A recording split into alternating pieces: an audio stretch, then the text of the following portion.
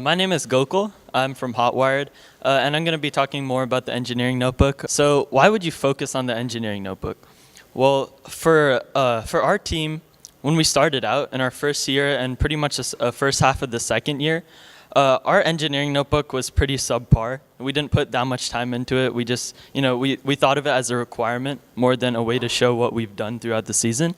And about halfway through the second year, a judge actually came up to us and told us that our engineering notebook needed a little work. We were kind of confused. We weren't getting any nominations or awards. And basically, we took this as him saying that it was a little crappy, so we needed to, make it better. So once we developed our engineering notebook and really made it shine and show all the work that we put in throughout the season, we ended up winning, multiple Inspire Awards throughout the season last year. So this just shows how much importance it holds. So here's a table that actually is provided in the game manual, the first part. So it just shows which parts of the engineering notebook are required for each award. So as you can see, literally every award except for Motivate requires the engineering notebook and takes a part of it into consideration. So if you don't have a really solid engineering notebook, or if you don't even have one at all, your chance of winning these awards is going to be really slim. So you want to make sure you have a really strong and complete engineering notebook. So, the main purpose of the engineering notebook, Rowan talked about this already, but, it's to tell your team's story, and instead of being repetitive and giving like a step-by-step overview of what you did every meeting, you really want to tell the story of the challenges your team faced and the steps you took to overcome them.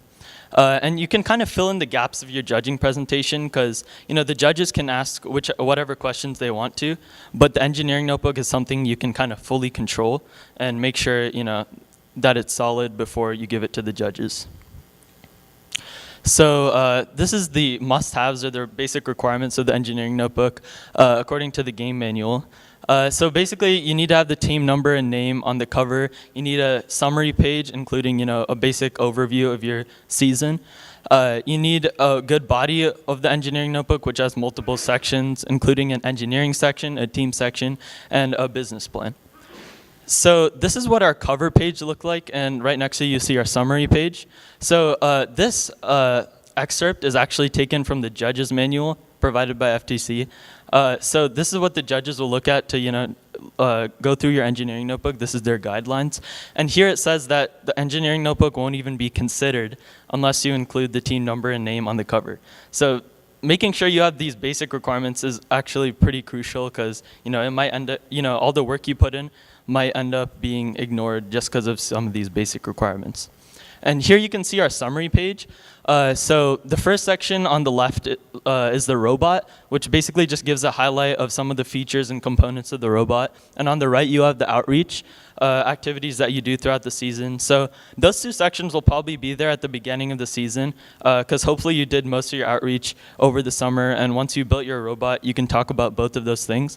But as the season progresses, hopefully you're winning a couple of awards or making some achievements or achieving some goals that your team set. So you can put that in the summary page as well as the season progresses. So this is the major sections that our teams personally included in our engineering notebook. So we had a team section. We showed our journey, had an engineering design section, which was basically just an overview of all of our meetings. But we also included information about our control systems, including code snippets and pretty much all of our code. And then we also included some PTC drawings and models. And of course, you have to have an outreach section where you talk about everything you've done to promote first and spread the word. And lastly, there's a business plan. So we'll go through examples of each of these. So here's the engineering design section. So you want to really show your robot design process and any programming and code that you used for your autonomous IntelliUp. And a really important thing to consider is having a lot of pictures and sketches, as you can see over here. Because the judges aren't going to get that much time to look at your engineering notebook initially, so you want something to catch their eye. And a quick way to show your work is just by including a couple of simple graphics. So anytime your team makes any kind of drawing to design a part, you want to make sure to include it in the engineering notebook. And also, if you do PTC or CAD, you can include screenshots of that. And if you use Mathcad or any software for calculations, you should include that too. So here's an example of more pictures, and on the right is our PTC concept designs. So another software that PTC provides, aside from Creo Parametric, which is what you use to model in a lot of cases, is Mathcad. And we actually use this to do a majority of our calculations. I mean, it's great because it's free. And your engineering notebook already has the technology and engineering sections of STEM, but you want to include the science and math to make it really complete. So showing your calculations is very important. And Mathcad is really easy to learn. It does a lot of work for you, it does conversions, scientific notation. So yeah, I would definitely recommend picking up Mathcad. So here's our outreach section. It's pretty straightforward in terms of what you want to include in the outreach section. You want to have how you promoted first in ORTOP, how you did outreach to the community, how you engaged with professionals, how you interacted with other teams, and even any hosting or volunteering that you did at tournaments. And one thing that we realized as we got through the second year of robotics was that we really wanted to highlight the impact of each of these outreach events. So instead of just giving a summary of what you did there, you want to give some numbers and data points and show how many people you reached, how many teams you reached, and how many hours you put in, because those are the things that really stand out, and show the judges the results of your outreach. So in terms of the business plan, the main point is to show the goals for the season, whether it be team goals like design or outreach goals, or funding goals, which is pretty much the main point of the business plan. So you want to include sponsors and outreach partners in there. You also want to have kind of a plan or a timeline of how you're going to achieve your goals and funding throughout the season. And I put SWOT analysis there because at the World Championships last season, the judges, after talking extensively about our robot and outreach to them, after several pit judging sessions, one thing they kind of nitpicked on at the end was a SWOT analysis. This is basically just strengths, weaknesses, opportunities, and threats. So little things like this can be really important to put your engineering notebook above other teams' standards. So you need to include a SWOT analysis in your business plan. And also you want to show any grants that you applied for, like PTC grant or any education grants, and you want to show the process of applying and whether or not you receive them. So in terms of judging, how much time do you think the judges have to actually take an initial look at the engineering notebook? Anyone? I think we have an expert here to answer that question. Wait 5 minutes. When you come into the room, the judges have between the interviews generally about 10 minutes. In that time, we're debriefing the last judging session and looking initially at your notebook before you come in the room to interview. Some of the judges who can multitask will tend to flip through the notebook while they're talking to you and ask you to point out things in the notebook. But if it's 5 minutes, as was suggested right here, that's about right on the initial go-through. Later in the day, they will read your whole go-through. But we'll talk about that later. Yeah. So they're not going to have that much time to take an initial, they have a really busy schedule. They have to look at one team after another. So they're not going to have that much time to take an initial look at your engineering notebook, which is why you want to include a lot of sketches and make it look really nice and have it stand out so that they can pass it on to judges to take a more in-depth look. Yeah, so judging is obviously hard and can be tedious, but you want to make it as easy as possible for the judges. One thing you have to keep in mind is, not only do they do the team interviews, they, review engineering notebooks and observe matches, but when they finally have to choose the top 3 teams for each award, they actually have to, talk to each other. You're not going to necessarily interact with every single judge that's present at the competition. So you want to make sure that the judges who know you have something to represent you with. So make sure to include, colored tabs on your engineering notebook that refer to awards so that they can easily be like, here, this is why they are a good contender for the Control Award, and they can easily flip to it in your engineering notebook.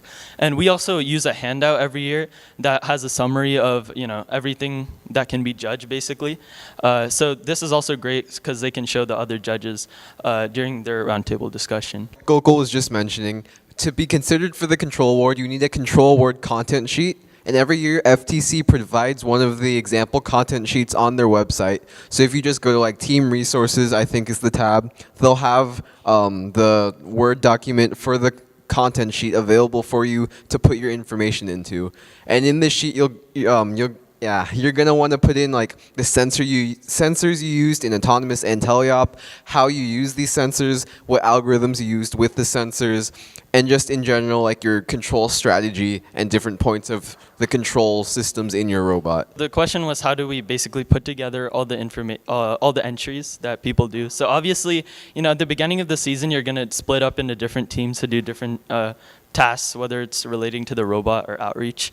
And hopefully the team leads will be writing entries about what they do because they know the most about it. But you want to make sure to have 1 or 2 people who are in charge of the engineering notebook to kind of format and put together all this information. So what we do is we basically, we have like a Google Docs with just the basic drafts of all the entries. So all the team members can upload it to, that doc. But the final version is actually made in Microsoft Word. So we take those entries and kind of format them and make them look better.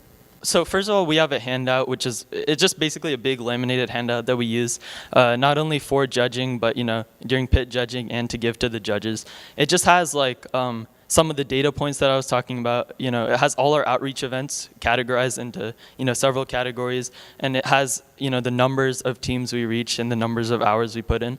And we also have a lot of pictures of our robot evolution throughout the season. But in terms of the actual sheet that we include in our engineering notebook, we actually have like a sheet at the front of the engineering notebook that has that's split up into the different awards. You saw that table earlier.